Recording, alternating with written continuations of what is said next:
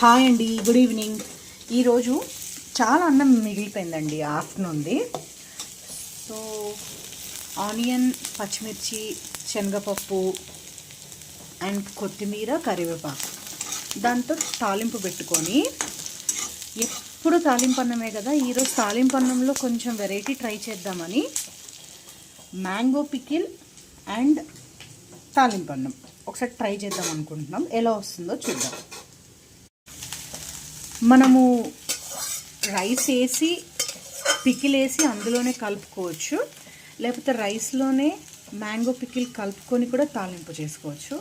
So ఇలా కొంచెం ఈజీగా ఉంటుంది అని చెప్పి తాలింపు మీద రైస్ వేసి దీంట్లో కొంచెం మ్యాంగో పికిల్ వేస్తున్నాము.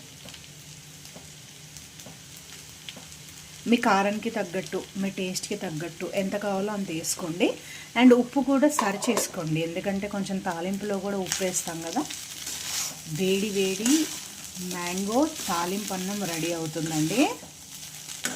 మీరు కూడా ఒకసారి ట్రై చేసి ఎలా ఉందో కామెంట్స్లో చెప్పండి.